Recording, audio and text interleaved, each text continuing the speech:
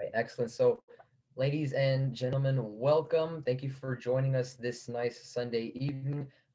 So, this is a session for Granada Hillshire High School. Yesterday, we had, as I mentioned, two excellent speakers, Arthur Sun and Angela Yang, who spoke about Granada Hillshire High School as a whole, their experiences, their pointers, their tips. Today, we're going to be talking about one of my favorite clubs. Obviously, I know a favorite club for a lot of students at Granada is the Granada Space Program Club. As I mentioned, my name is Enzo Celis. I'm a rising senior at Granada Hills High School, and I founded this club 2019. And I brought with me two other presenters. Gentlemen, would you like to introduce yourselves? Sure. I'm Theo. I'm also a rising senior at Granada. Uh, Hi, I'm Benny. I'm going to be a sophomore next year. Benny Goldenberg. Yeah. All right, thank you, gentlemen. All right, so ladies and gentlemen, without further ado, I would like to go ahead and share the screen. And this looks to be just about right. Let's start my video as well, so you can all see what's going on. We have a nice presentation laid out for you today. So welcome everybody. This is our 2021 summer presentation. And as I mentioned, it covers the Space Club, the Granada Space Program Club, one of over 60 clubs at Granada, but very special in a number of ways, which we'll try to show you today. So we're gonna talk about how this club was formed, the kind of work that we do, where we're headed, and then probably what you're wondering is how can I join, and what's in this for me. That's really what we're going to attempt to address today in this presentation. So let's go ahead and get started. And I like to start off with what is GSPC? So obviously your name is Granada Space Program Club. We like to think of ourselves as pretty cool, so we kind of condense that name a bit. We just call ourselves GSPC sometimes. So as I've mentioned, I founded this club in the 2019-2020 school year. It was early September of 2019 when I proposed this club to the clubs committee led by the associate student body in the school, and they approved it.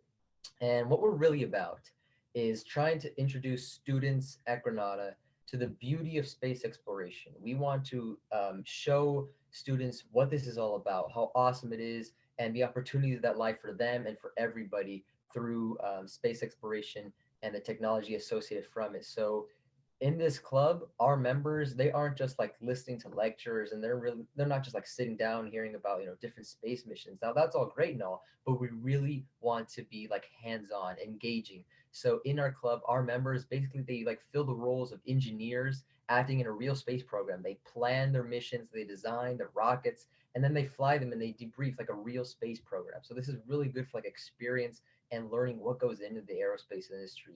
And as we expand more and more, we keep getting more and more students and introducing them to not just STEM, but also civilian rocketry, which is a very hot topic.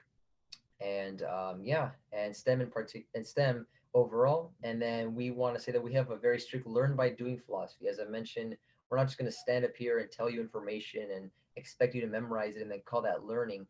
At GSPC, we really are focused on how are you going to learn effectively? How are you going to learn in a meaningful way? So we believe in learn by doing, especially in normal years. We have a lot of hands-on experience because that's the best way to learn is to actually be engaged in what you're doing. So that's our philosophy here at GSPC.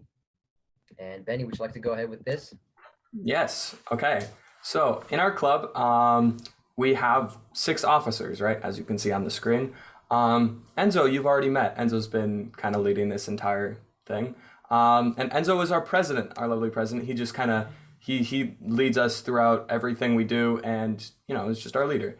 Then there's Ian Tun, who's our vice president, self-explanatory. Nick Zhao, co-secretary, along with Arthur Sun. Theo Pan, who's our treasurer, who's also here today. And then there's Nick Ward, who's the head of media relations. Excellent. Thank you very much, Benjamin. Theo, you want to go ahead and run off with this one? Sure. So this past year, unfortunately, we had to meet via Zoom because, of COVID. Luckily, it worked well, and we had very consistent participation and attendance at our meetings. This kind of shows how interesting our club is. Sorry if I'm like promoting our club. So we have 2 weekly meetings after school, more on that in a moment. But for this upcoming school year, which should be in person, we're still deciding whether we'll do the same or, we'll cut down to just 1 meet per week. Our normal meeting location is room K2. K2 is located in the physics and engineering section of Granada. Very easy to find since it's next to the automobile shop, which you should definitely check out because it's really cool. There's like a car in there. And our club advisor is Mr. Cook, a physics teacher who teaches AP Physics 1 and AP Physics C at Granada. So that's our home, K2, circled in green. If you need any help on getting there, you can ask Enzo or me, and we'll gladly show you there. Just one thing that's really cool about K2, it's like heavily air conditioned. So like if you need a cool space after lunch, you can go there. Oh, and by the way, it's open nutrition and lunch. Depending on the guy there, who's Mr. Cook, he's the teacher who leads the room. All right, thank you very much, Benny and Theo. And now I'm going to move on to why did we start this club? So it's kind of reaching back into our history, and why, how did we come to be? How did it happen that now there's a space club at Granada? So personally, for me, it was a passion that I've always had. And I wanted to bring it to the school. I've always loved space exploration. I love, both the past and the present. I'm especially fascinated with the history of the golden age of space exploration during the space race with the Soviet Union. So, if any of you are familiar with the Mercury or the Gemini or the Apollo missions that went to the moon, that's also pretty inspiring for me. That's part of my passion for space exploration. But for me, it really wasn't enough just to have this knowledge for myself. I wanted to spread it to my community. I wanted to spread it to my fellow students and to the rest of the school. And I wanted to have a club in order to do that. So from there, I kind of just started this club. I proposed it under the mission that space is for everyone, and that everybody should have the opportunity to explore this awe-inspiring field that is really changing our worlds. Because even since the very first days of space exploration, when Yuri Gagarin and Alan Shepard went up to space, and then Neil Armstrong took his first steps on the moon, there have been great advances in technology and scientific knowledge and research that is changing our world at a fascinating pace. So for me, that's another part of the puzzle that makes this really inspiring for me. As you can see, there's a photograph right there of Apollo 11. That's a father and son watching the Apollo 11 launch that took Neil Armstrong to the moon. Shout out, quick moment, if any of you guys were celebrating this past Tuesday, it was actually July 20th, the 52nd anniversary of when they went to the moon. But yeah, going back to what I was saying, I started this club because I really wanted to bring this culture, this passion of space exploration that I had to my fellow students. And from there, we started this club and we built ourselves from the ground up. And then, all right, so moving on, I'm going to talk about our first year. So keep going on with the history. So our first year was kind of slow, and there are a few reasons for that. Especially when it comes to fulfilling projects, we really didn't get that far. For the first semester, really we're focused on learning like the history of the space race, which, don't get me wrong, I found extremely fascinating. I know a lot of the members appreciate that as well, getting to learn about the history of space. But it wasn't as engaging as we would like. It wasn't as oriented towards our learn by doing philosophy that we believe so dearly in. And then second semester, we tried to pick it up. We tried to lay out like our first rocket project. As you all know, that was 2020, and then the COVID-19 virus hit us, and then we were forced to go in pandemic. And then our work essentially stopped from there. The only things that we could do during the last weeks of summer or have some short Zoom meetings to kind of keep in touch. But other than that, we were really held back by the coronavirus, unfortunately, during our first year. But we had to pick ourselves back up because we knew that we were the first club to bring space to Granada. And if it weren't for us, there wouldn't be any space exploration. So we had to keep going. And so during the summer, actually, we had some in-person meetings over at my house. I opened up my house to some of the members so we could actually work on what was our first rocket that we constructed as a club, which is the Granada Mission 1 rocket, excuse me.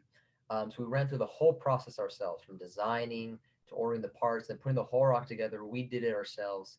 And it came out well. We finished over the summer, and we gained a lot of experience from that. So even though we had a pretty rough 2019-2020 school year because it was cut short, we really did pick ourselves up during the summer between last year and then this school year that just passed us. And then moving on, you could see our first summer. Here are two photographs we had. You can see they're from my house, working out of nothing more than a small garage. And really, when you have a passion for something, that's really what you need. It's just your drive, your passion to push you forward, even if you're not the most experienced, even if you don't have the most expensive tools. When there's a want and there's a will, and when there's a will, there's a way, excuse me. And so you can see all the guys right there putting together what was our first rocket construct as a club. But now I'm going to move on towards Theo. I believe you're covering this. Going to talk about a bit better second year. Yeah, I'll be glad to talk about second year. So in the first semester, our objective was to create another rocket, and this is Granada Mission 2, otherwise known as GM2. We worked in 8 different departments on Zoom, and these 8 departments are launch and field operations, thrust control, software and digital, recovery, stability, vehicle body, advanced systems, finishing and design. Now that may be a lot, and I'll tell you more about, the roles of each department. And by the end of fall, we developed the blueprint for our rocket and constructed most of it. So in the beginning of in the second semester, in the beginning of it, we had the goal of launching our rocket now that, we've constructed it. At first, we struggled in finding a place to launch it because, with COVID, everything shut down. It was really hard to find a place. However, we eventually found a safe place in El Mirage where we could launch our rockets legally and recover them fully. Now, El Mirage is a place in the middle of nowhere, so it's pretty safe, and you can't hit any buildings, so we're thankful for that. And we successfully launched the rocket at El Mirage in the middle of the semester, and we're making plans for a weather balloon to launch next school year. Right, before we talk about our projects and rocket launches, we want you to know how we work and how this club is organized in order to ensure maximum productivity. As I've said before, there are departments, right? In GSPC, all the members are divided into those 8 departments. These departments are basically groups of people who work on a specific part of the project and continuously improve their work over time. For example, our stability department makes the fins for our rockets and ensures that the rocket's stable, right? I mean, it's called stability. Another example is software and digital, which covers on the ground digital simulations of our missions. I'll talk more about that and what that really means. We put members in departments that fit their skills and interests, and there's a department for everyone. So don't worry, you'll get a department. We won't exclude you from any department.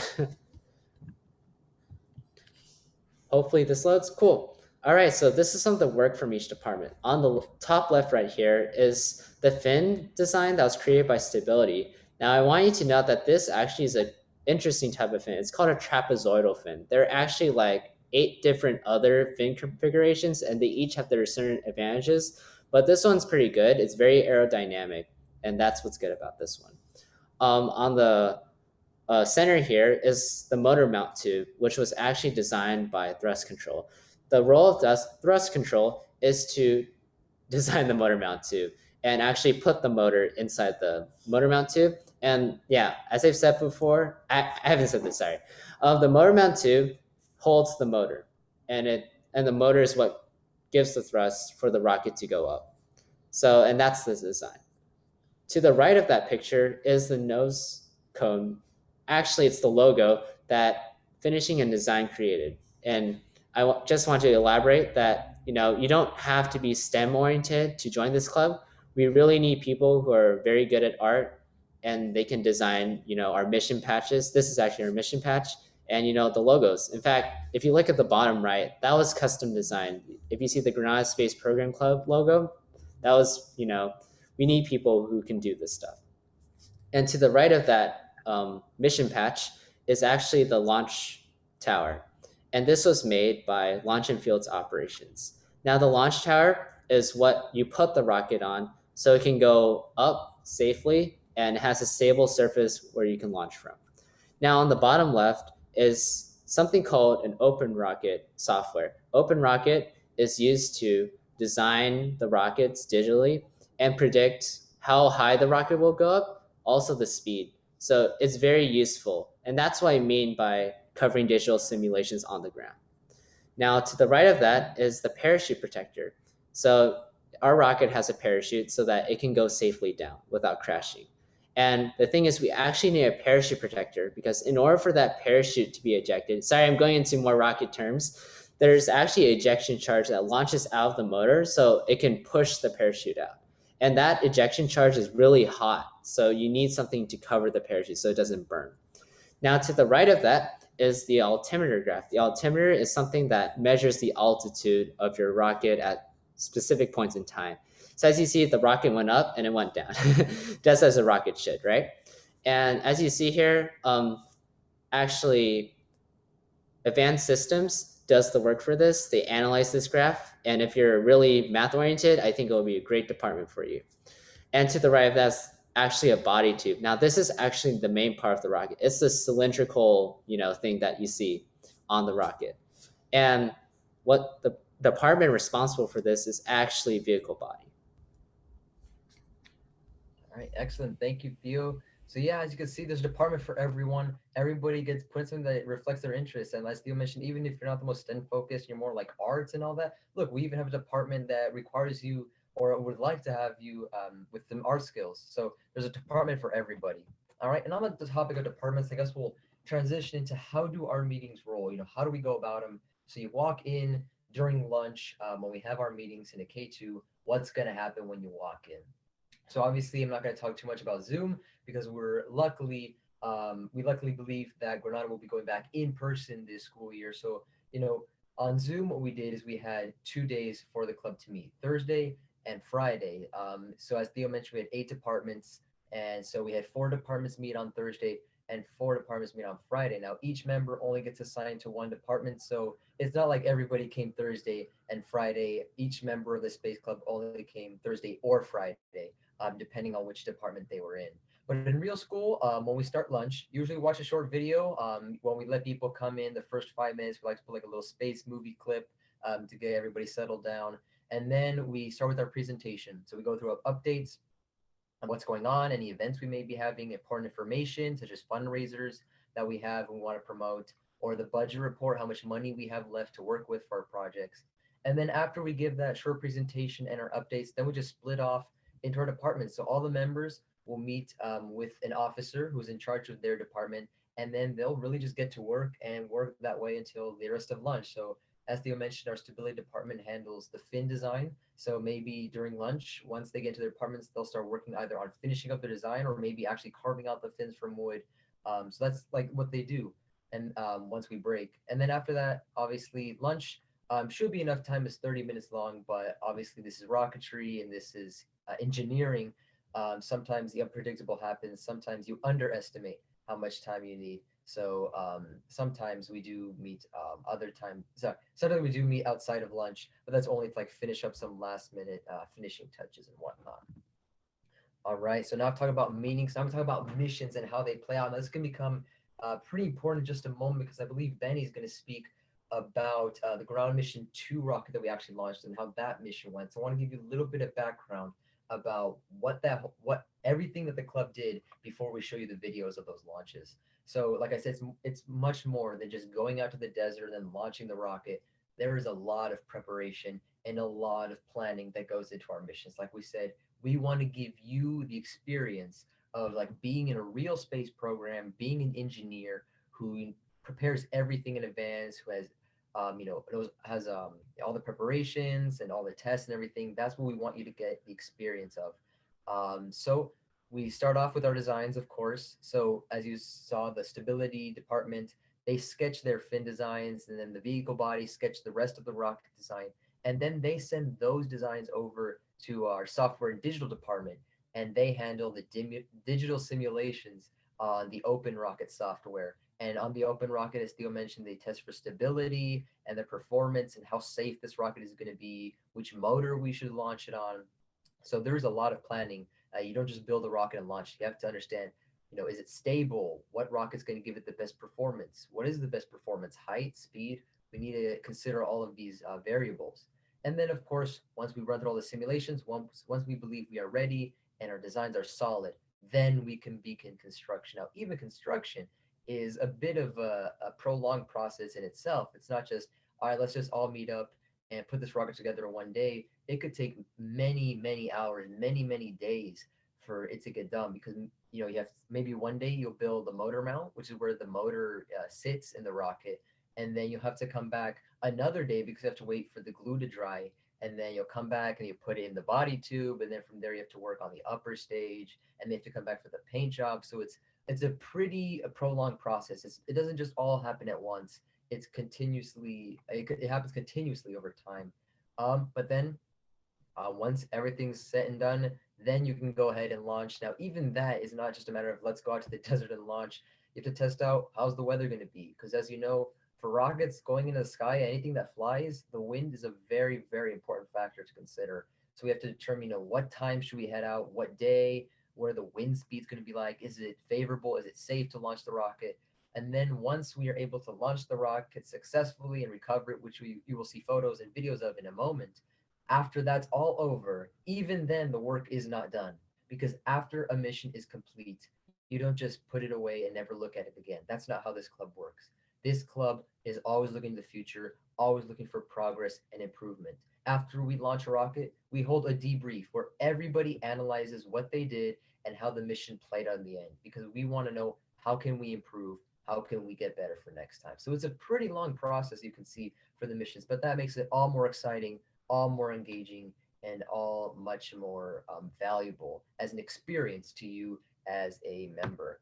And I'm going to pass this on to Benny, and he's going to talk about Granada Mission 2. So pretty exciting stuff. Benny, please take it away. Right. So Granada Mission 2.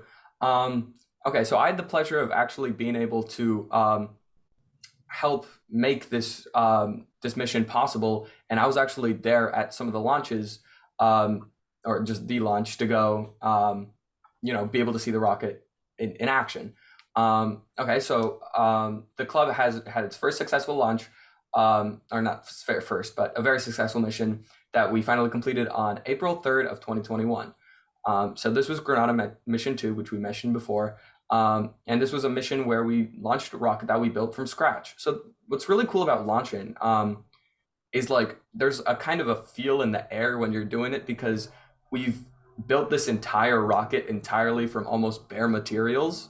And we've done it all ourselves, and being able to see it go to such great heights, both literally and metaphorically. It's really cool to see everything you've done sum up to this one big moment. And our rocket's name is Unity, a name chosen by the whole club to show we were still united even though we were stuck because of the pandemic, and how we all move forward together as one. So next slide. Right. So there's a video on the right. I don't know if it's going to load in, but this is basically during all of our missions, we really have to calculate, and we have to find all of this data, because let's say something goes wrong or something goes really right, we have to be able to measure it and improve on whatever we're doing. And to do that, we have to have all these measurements. As you can see, we have to have the type of motor, the parachute diameter. Let's say it's going down too slow or it's going down too quickly. We have to be able to, realize the parachute diameter and configure that for the next mission to, improve. And then Enzo, is it possible to play the video? I'm not so sure how well it will work. Yeah, I'm going to go ahead and play the video now. So we're going to see the very first launch. 5, 4, 3, 2,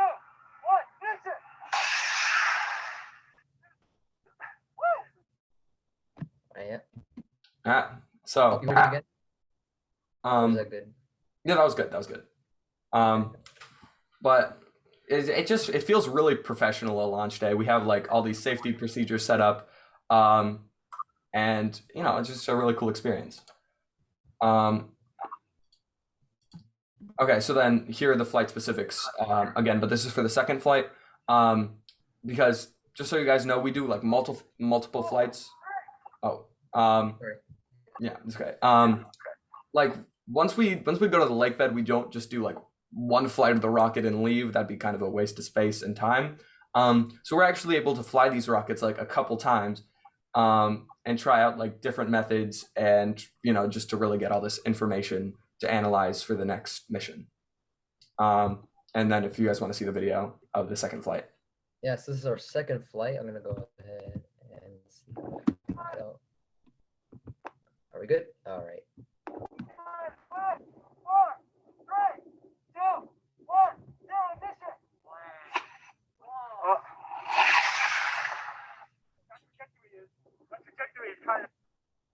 So as you can see, we did. It was a real roller coaster of emotions, because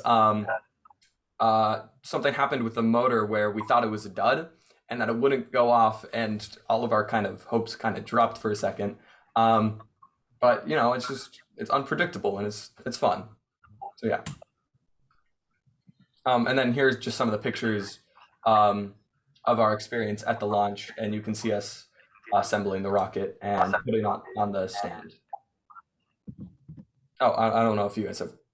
I don't know if the slideshow has loaded to that yet. Oh yeah, there it is. So yeah. Theo? Oh, sure. I would like to tell you more about these pictures. So on the left is the rocket itself in its disassembled form. So we have to put actually the rocket together. It doesn't come like, in one piece. It actually comes in multiple parts that we have to assemble on launch day. So that's the disassembled version. And, on the right of that is the completely assembled version of the rocket on the launch pad. So this is what the launch tower looks like. So it has those 3 legs and it has a blast deflector. Now the point of that is that when the rocket motor ignites, it's going to leave this black, explosion on the bottom, and we don't want it to touch the ground. Oh, a quick question. What happened to the first launch so that you did not have the altitude recorder? Oh, that was just our mistake because that was our first launch of like a rocket, and we forgot to record the altitude and put an altimeter in there. So that was our bad. And we, as you see, we learned from it, as you see. That's why in the second launch, we have an altitude. Hope that answers your question.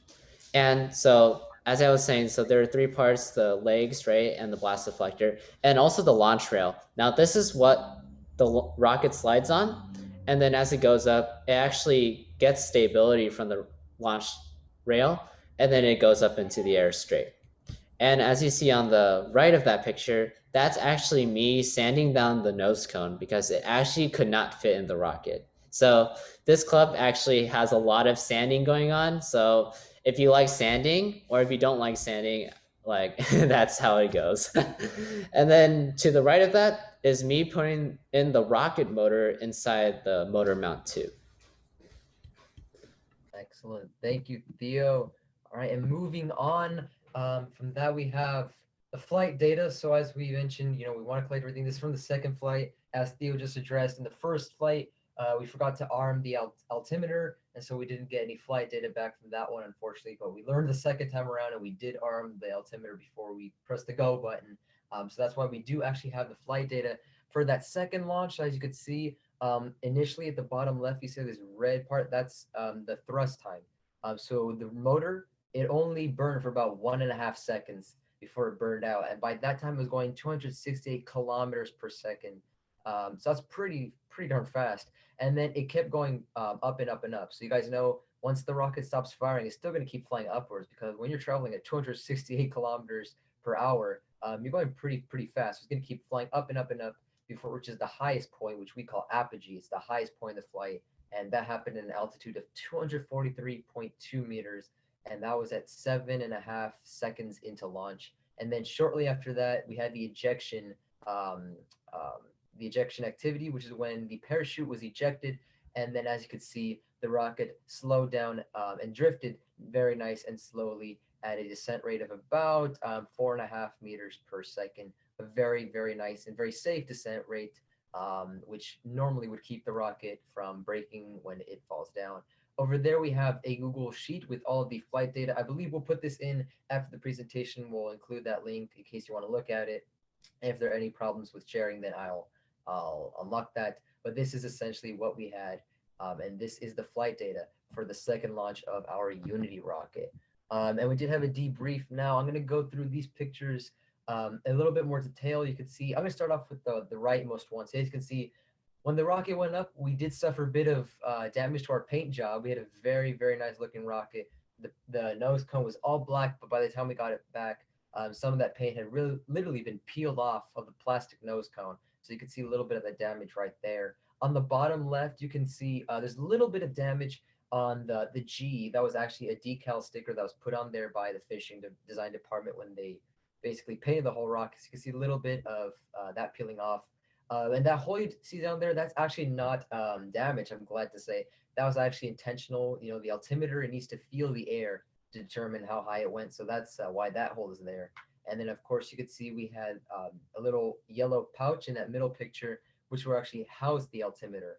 And then at the top left corner, you could see, unfortunately, on our second launch, one of the fins snapped off. Now, this is not because the rocket hit the ground hard, because like we said, we came down around 4.5 meters per second as a descent rate, which is pretty safe. So what happened was that we hit a rock on our last flight when it landed, which is why it broke off. But like I said, this club is all about getting better. It's about fixing our mistakes. And I actually brought Unity with me today. If you can all see that, this is Unity. This is our rocket that we launched.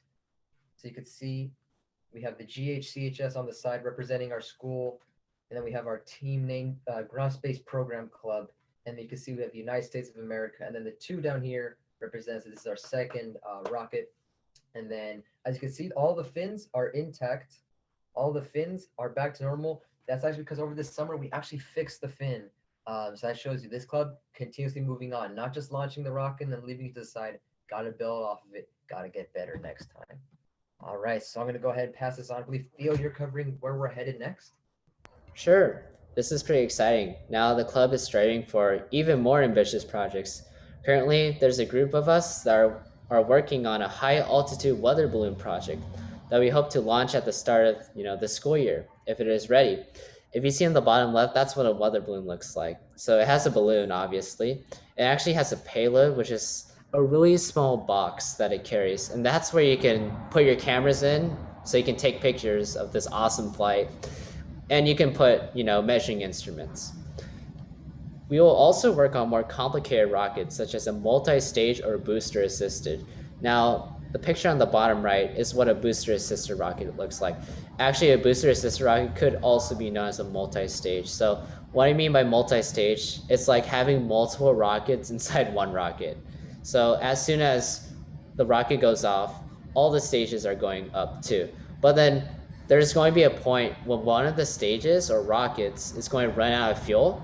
Then what the rocket does as a whole, it gets rid of that stage and then it keeps going up. You may have seen this in the more, NASA rockets, those really advanced ones. I mean, we hope to do one of those, maybe not on that scale. Finally, if health restrictions permit, we hope to have a more community engagement opportunities to get more people involved, both at Granada Hills Charter High School and in the greater community. This could look like fundraisers to even stuff or meetings like these that are supposed to introduce our club to the rest of the community, or even a webinar on how to make a rocket. There's a lot of options. All right, thank you, Theo. Now moving on to a part that a lot of you probably came here for, which is who can join Granada Space Program Club. What are the requirements? What do I have to do in order to get into this awesome club, right? Well, like I said, our philosophy is that space is for everyone. We believe that. I believe that. I know my fellow officers believe that. We truly hold that sincere to ourselves. Space is for everyone. Anybody and everybody who has the desire and the passion to explore space should have that opportunity. And that's why we founded this club, and that's why we are open to everybody. There's no requirements for joining this awesome club. Any student at Granada Hills High School can join. Doesn't matter what your GPA is, what classes you've taken, if you had any experience in rocketry.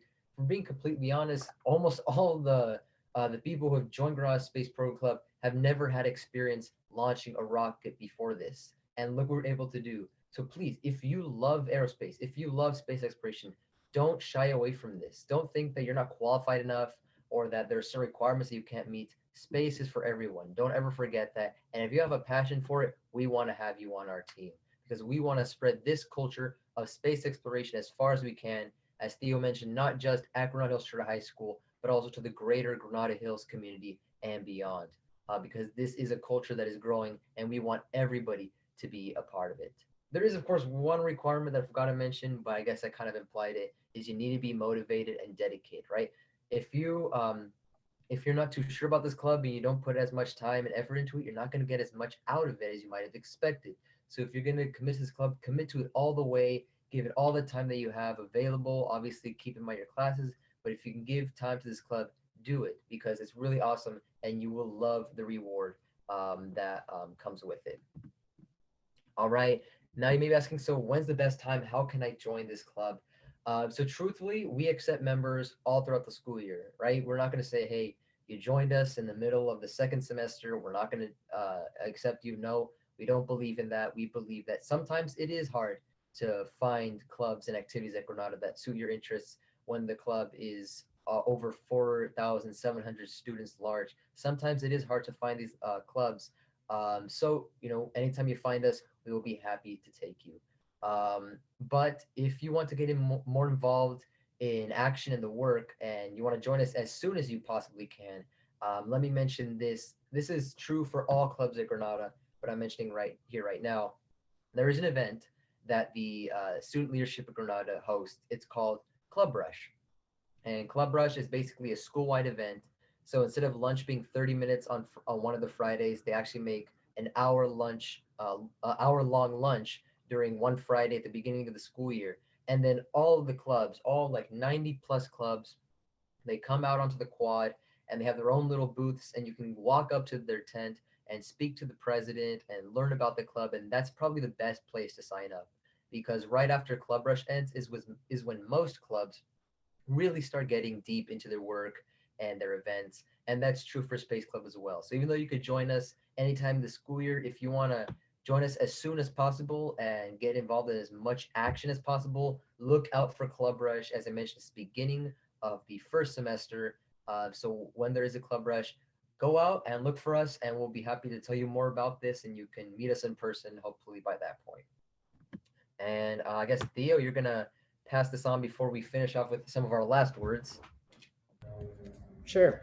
We want you all to be able to stay connected with us so you can understand this club better, and so you'll be feel better about joining us.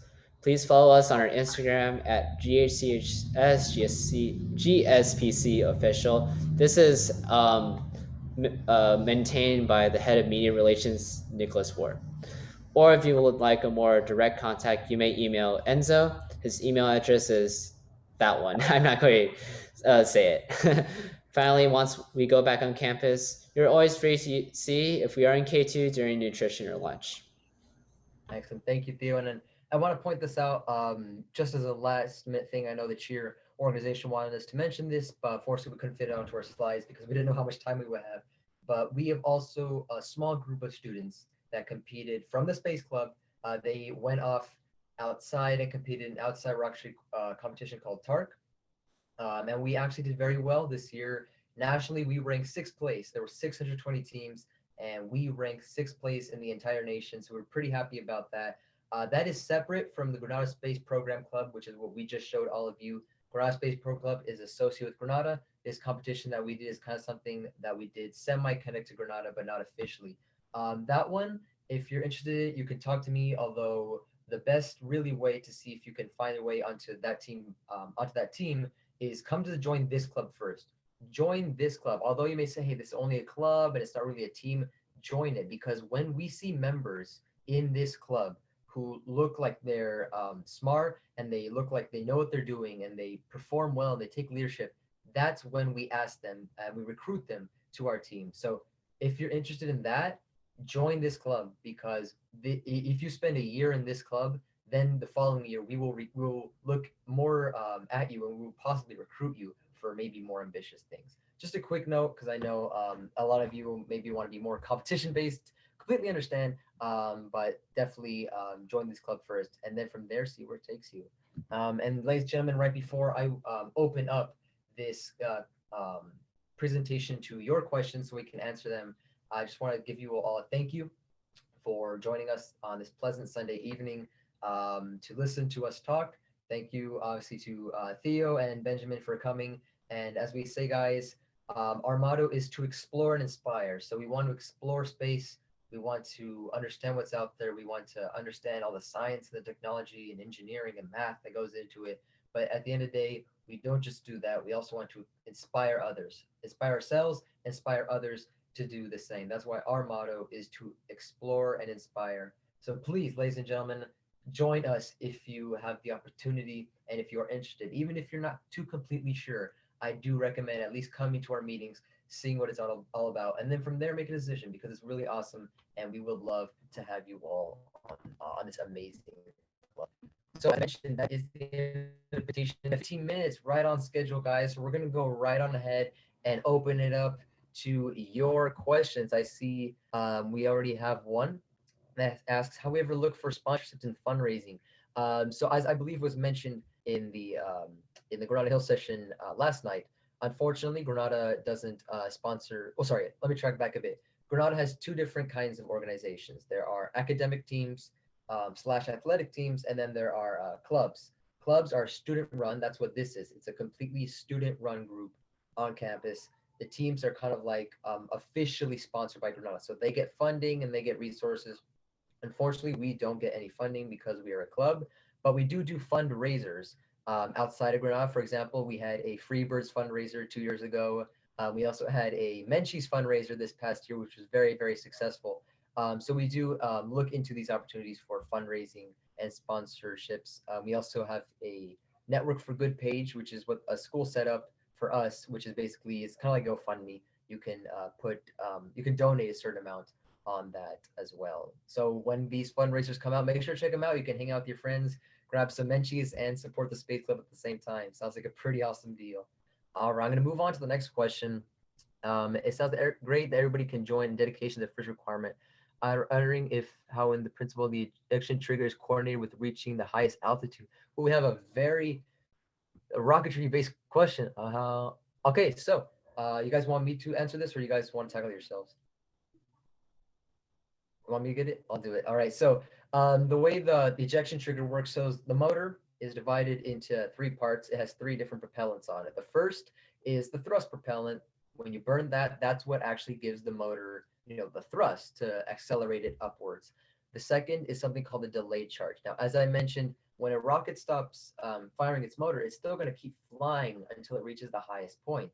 And there's a certain amount of time between the time the motor stops firing and the highest point.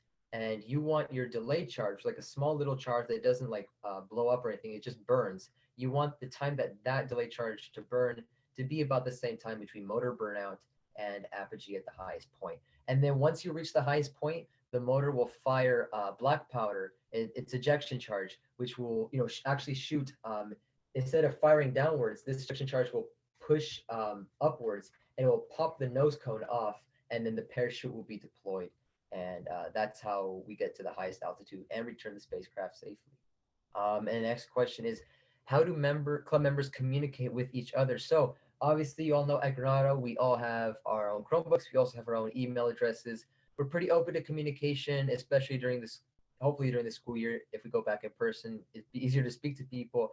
But, we try to make everybody's email address available. And we also have a Discord server. So, this club is dedicated, it's very STEM focused, a lot of learning, but we do like to have some fun sometimes. So we do have a Discord server for members. They can communicate with each other. All right, Theo and Benny, would you guys like to tackle the next question? Sure, you want to do it, Benny? Sure. I'm not sure if I remember the name of the websites and stuff. Oh, yeah, I'll help you. Because I didn't really do it, but I remember there was we bought a lot of this stuff from this one company called Apogee, who I'm pretty sure supplied us with our let's see, it was our motors, our parachutes, and I think our body tubes, right? Or how much did we buy? Yeah. So we buy a lot of stuff from Apogee because they're not super expensive and they can ship all the way out to us. So yeah. Oh, I would like to mention that the fins were handmade. So, but it is possible to make the entire rocket handmade, but we just don't know exactly how to do that. But if you know how to do that, that'll be great if you can join our club because it'll be great if we can, not purchase so much stuff.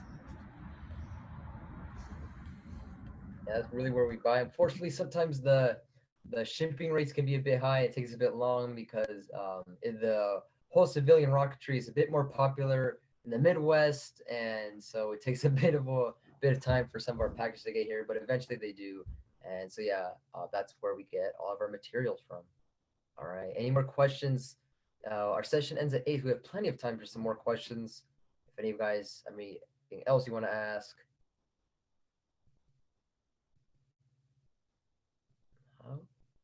Have your parent teachers participated in your entire process? So we have, obviously, I guess that's another thing. I guess we should definitely give a shout out to our parents because this location, El Mirage, where we launch our rockets.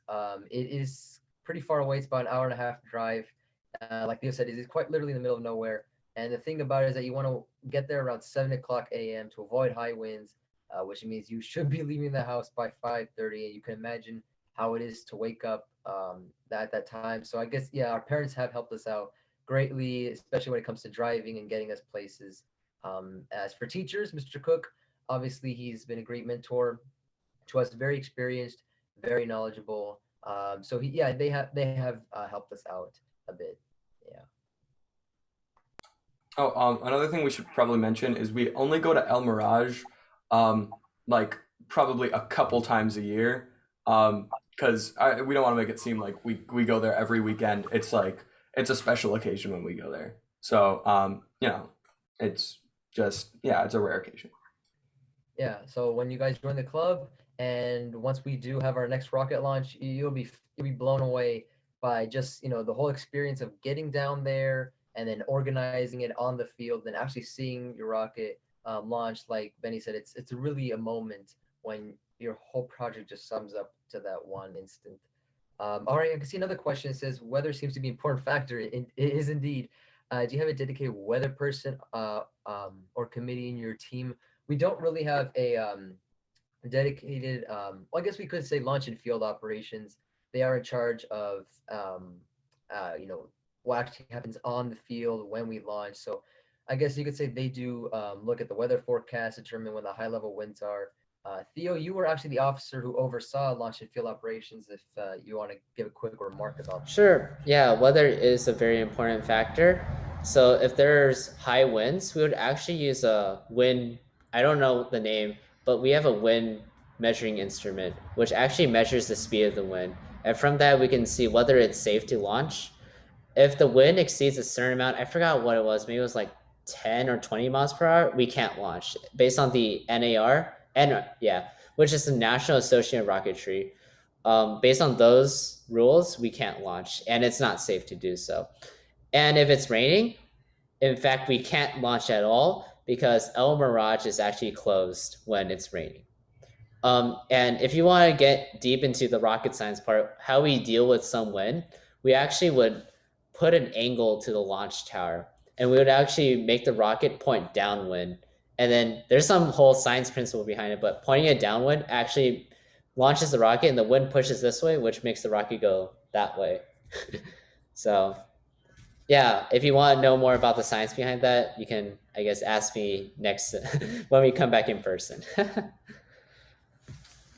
so weather is indeed important. I would never launch on the rig. I know my paint job is the paint job on the rocket's gonna get all messed up, and then some of the parts that are made out of wood are gonna start getting ruined.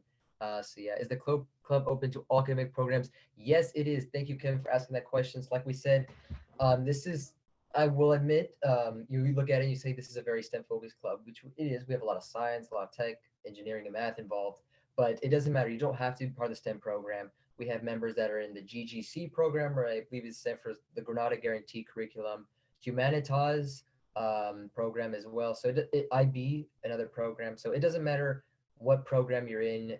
It's open to all academic programs because, like we said, there is room and there is a department in this club for everybody. Going back to the whole mission patch, I mean, you saw Unity, and I'll admit, maybe the Unity rocket's not in its best shape because some of the paint came off. But when it left the pad, it really was an amazing sight. Just the clean paint job, and then the letters on the side, and then the mission patch that we had was also very well designed. It looked awesome. And believe it or not, the team that designed that, the finishing design department, a lot of those members weren't STEM focused. A lot of them were more involved in humanitas or social studies or art, especially because they designed that. So it's open to all academic programs, and you can definitely find a spot for yourself here at GSPC. So thank you, Kevin, for asking that question. Any other questions? And like, I just want to point out, we do try to extend just beyond rocketry. As Theo mentioned, we're currently working on a high altitude weather balloon project, which will actually carry a payload, a camera, about 18 miles up and photograph the edge of the Earth. And that's not a rocket project, but it's still, space exploration is still very interesting. and then of course other non-rocketry related things. For example, I know Benny, he was one of my members this year, and we learned quite a bit of radio technology, if you can believe that, because different aspects of science and tech, they all come and they can merge in the space program, even if they're not classified under rocketry. So you learn quite a lot in this club, things you might not even expect to be part of the space program, but are still interesting. Can you share your future major? Will you do anything college? For me, at least for myself, I'm definitely directed more towards, as you can see, aerospace and astrodynamics. So I'm definitely considering going down that path. But we'll see. Theo and Benny, what do you guys what do you think? I'm a sophomore, so I don't know, but probably something in the STEM field. Just probably, and of course, this contributes a lot to it, because it's I get to work with this team and be able to engineer this rocket. So we'll have anything to do with this club, yeah. So yeah, something probably engineering based. Same with Benny. I'm thinking of a STEM major in college, and possibly, like Enzo said, aerospace, because before I came to this club, I had really no knowledge of rocketry. But after I came, I was like, wow, flying rockets is really amazing. Like, that was like one of the moments that I was genuinely excited, There's those moments when you're like, it's nothing. But, when launching a rocket, it's a really fun experience. And even running after the rocket, I don't know, I'll share you this. So when the rocket goes up and the parachute gets out, it actually drifts for a while. And then we have to actually run after the rocket in the middle of the desert. And it's kind of fun just to run after it and like get the rocket once it lands down. Yeah, like Theo said, just like Theo said, that's the reason you have to watch out for wind, because the wind will push the rocket away after the parachute deploys. And then I believe we've had to go on like half a mile runs just to get the rocket, and then you have to run that same distance back. Of course, we have like a group of guys that are, they're pretty athletic and they do that. But yeah, like Theo said, rocketry and aerospace engineering. It's fascinating. And if you let it'll literally blow your mind and really be perhaps a life-changing experience for you. Seeing not just seeing all the work that goes into it on its own really makes you appreciate this more, and then seeing it launch and then having a successful mission, it's really awesome. So yeah, definitely join this and let it take you where it may, I guess. Yeah, so any of the questions? I know we have 3 more minutes before our 8 o'clock finishing time. Yeah, no problem. We're very glad to be here and share. Any other questions, guys? We would love to answer any lingering things you have left before we hopefully see you for the first time in person this year. And then I guess I'll put this in the chat as well. It's our Instagram account. So if you would please go ahead and follow that and check that out as well. We like to update our Instagram account with stuff we do in the club, as well as like stuff in history. For example, like I mentioned, on Tuesday was the 52nd anniversary of Neil Armstrong's first steps on the moon. We actually posted about that and let other people know about it, because unfortunately not too many people did. So check that out as well as part of our community engagement efforts. So if you could subscribe to that, follow us, we'd appreciate it. And I guess another way to keep in touch with us. Oh, Enzo, just a note, to all of those of you who are attending, would you like the slides to be shared to you guys? Because I know that, you may want to look over the information.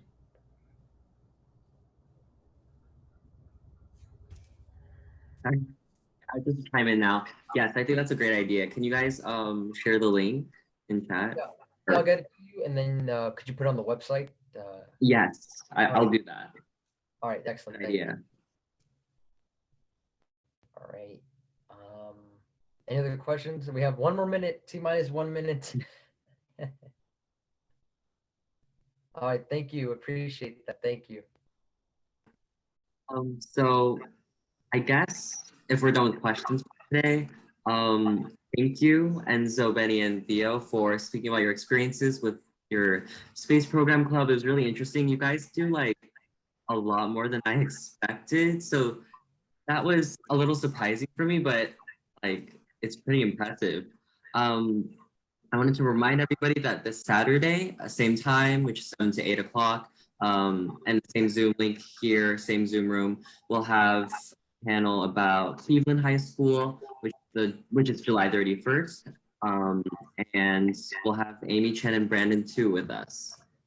So we'll be glad to see you there this Saturday.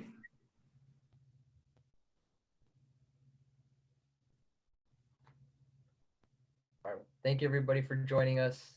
Take care. Have a pleasant rest of your Sunday afternoon, and Godspeed, as we say.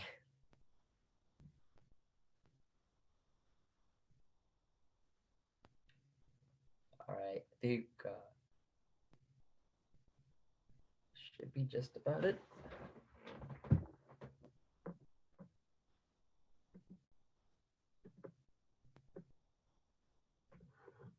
All right, should we stop recording?